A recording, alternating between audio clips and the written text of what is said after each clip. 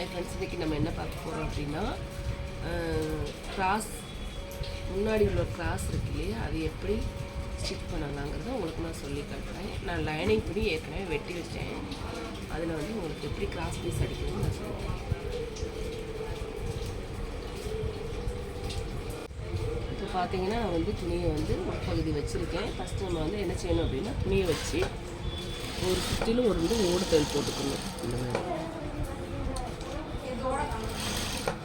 இந்த மாதிரி ஓடு தையல் போட்டுட்டீங்க அப்படின்னா நமக்கு துணி வந்து தைக்கிறதுக்கு ஈஸியாக இருக்கும்.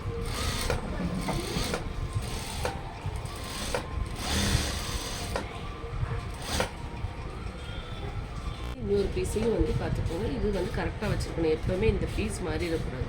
அதுக்காக நம்ம ஃபஸ்ட்டு எப்படி வச்சுட்டு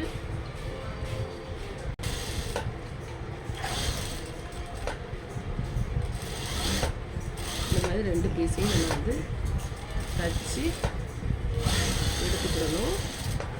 எடுத்துகிட்டு என்ன பண்ணணும்னா அந்த பீஸு எல்லாமே கட் பண்ணி எடுத்துக்கோங்க.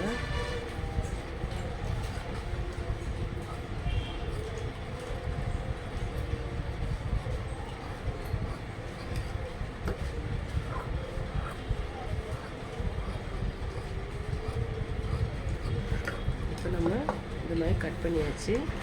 இப்போ எப்படி கிராஸ் பண்ணலாம்? ஏற்கனவே சட்டையோட அடையாளம் வச்சு உங்களுக்கு வந்து கட் பண்ணி வச்சுருக்கிறேன்.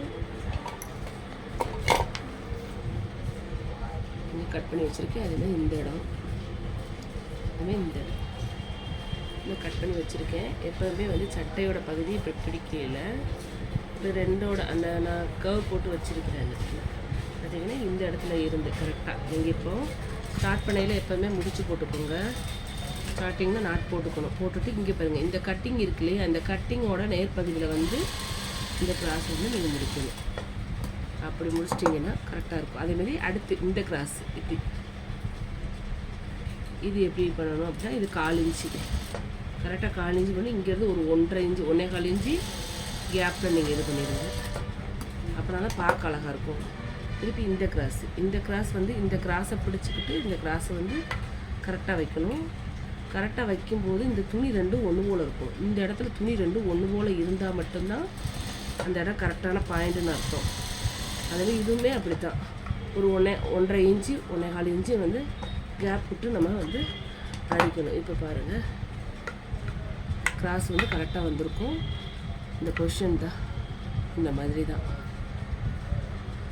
நம்ம அடுத்த பீஸ்லேயும் அதே மாதிரி